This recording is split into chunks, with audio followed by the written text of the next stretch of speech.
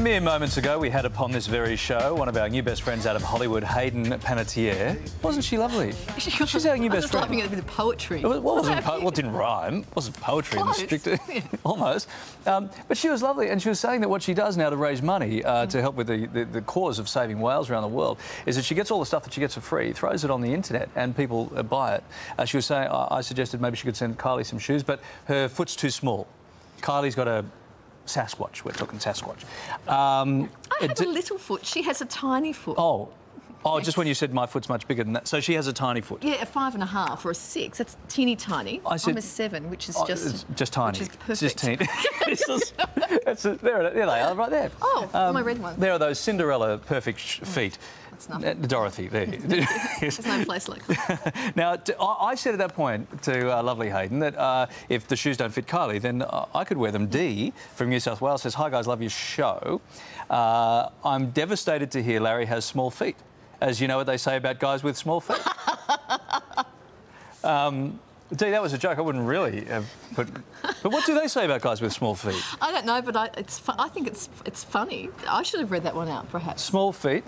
Clearly, small socks. But I couldn't have really fit into those. No. There you Look at go. that. Look at that. Yeah, but hang on, Dee. You know what, yeah, Dee? my toes only come to there. Ends there. It does too. It does not. I'm curly. I reckon about a size 8, but he wears size 11 shoes just to look impressive. You know who did that? George Clooney and Matt Damon did it because of the shrinkage. Yes. Because of the shrinkage. Outside the Chinese theatre where you put your feet in cement. That's right. Now you've got to tell the whole story now. Well, you don't want to be having teeny tiny little feet on that Hollywood Walk of Fame because people think you're a midget, as they did with, is it John Wayne? John Wayne, Arnold Schwarzenegger. You go there and they've all got tiny little feet because they put their big foot in. Then the concrete shrinks. So George Clooney wears like size 15 shoes. Like big clown shoes. Yes. And he advised Matt Damon, my friend Matt Damon, to do the same. Have another feel. I think you'll find my toes go pretty much towards No, they don't. They end halfway down that. We won't have time to talk about I pets. hope so. Yep. OK. We'll get to the pets soon. One in 3 marriages end in divorce, and that means the modern Australian family is far more complicated than mum, dad and 2.3 kids. Yeah, in the new season of Brothers and Sisters, Kitty Walker is having trouble adjusting to life with her half-sister Rebecca. Have a look. Let's talk about Rebecca for a minute. I mean, what is that about? I mean, she barely knows me yet. Somehow she manages to plan my birthday party. I mean, I don't even like Mexican food. Rebecca. Hi. We were just talking about me, I heard. You know, for once, why don't you just tell me to my face that you hate that I'm a part of this family? I should go. All right, look, Rebecca, I'm sorry if I hurt your feelings. It's just that I didn't... Stop trying to be polite or whatever you're doing and just tell me, what did I ever do to you? Well, for starters, you moved my shoes. You have a million shoes. Well, Rebecca, that is not the point. And I just want to know, I mean, I've been gone for, what, 2 months, and suddenly you're my mom's favorite? I mean, how did you do that? How did you go from homewrecker to surrogate daughter? Oh, Brothers and Sisters, love the show. Yeah, so just how do you turn a bunch of strangers into a proper family? Our resident psychologist, Jo Lamble, is right here on the couch with some more expert advice. Good morning to you, Jo. Good morning. Now, this is a common problem with blended families we're talking about.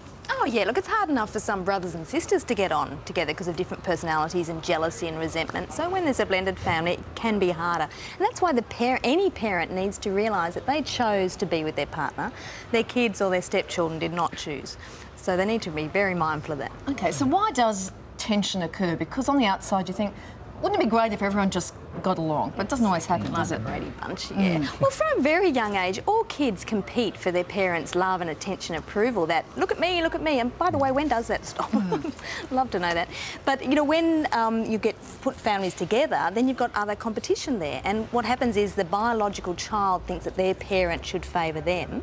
And so they want more attention, but the step-parent is trying to make an extra effort with their stepchildren, so they might put more effort. So that makes it really hard for everyone. Plus, there can be a lot of pain there. These kids can be really still grieving over the breakup of their parents' marriage. And resentful to a degree. That's right. Yeah. And the presence of these step-parents or half or step-sisters or brothers is a really daily reminder that their family is no longer intact.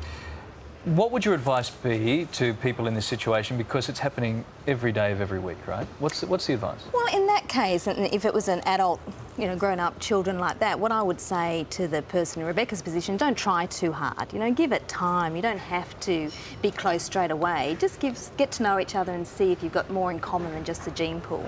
In the person in Kitty's position, you'd say, look, you know, she needs to deal with her own feelings towards what her father did many years ago, and it's nothing to do with her half-sister. Leave her out of it and be open to the idea that she might just like her if she got to know her, but that will take time. Okay.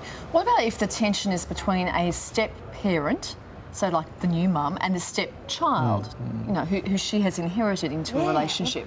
What then? That's really common because it can come from the child, because the child does not want a replacement parent. They don't want a replacement mother or father, and so they'll put the foot down and you can't tell me what to do, you're not my mother. And it can also come the other way. Often if the kids are a bit older, it can come the other way because the step-parent can have problems, can't cope with the step-child and how they've been raised, because you've got two very different parenting styles coming in. And what's really important is it's up to the parent, the step-parent in that case, always to be the adult and to just try and be patient and try and just support their partner and try and work on developing a successful co-parenting team. Don't leave it up to the child. So regardless of whether the child is 10 or That's right. 20, still be the adult. Still be the adult about it, that's right. Is it something that can get better over time? Time can heal this one, particularly if there's young kids involved who don't know how to deal with all of those emotions and all those problems. Definitely. Generally, time does help, but as I said before, you'll still get some sisters and brothers or half-sisters who'll never get on. They'll never get on because of personality clashes, just like in a family that's never had a split. Sometimes they'll never get on. So you just need to have realistic expectations. A lot of it is about personalities. Okay, and Christmases, that's another issue entirely, isn't it? Those big moments that go along through a year, birthdays, Christmases, that always put extra tension as well, wouldn't they? Certainly, well, they do anyway because everyone's stressed.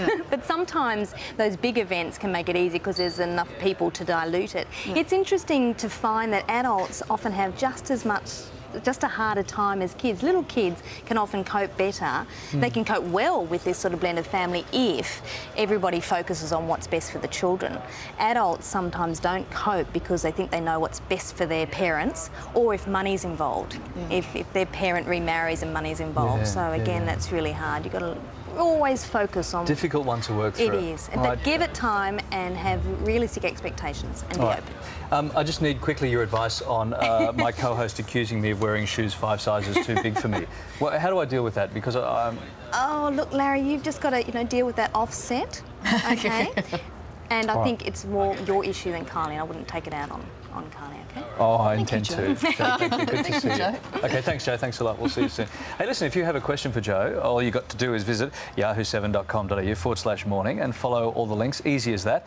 Let us know too, are you part of a step family, the sort of scenario we're just talking about? We'd love to hear your stories, how you made it work, how you massaged the process, how you got everybody, talking and working well as a family. Love to hear your thoughts. And that episode of Brothers and Sisters will be airing here on 7 on Sunday night. It returns at 9:30.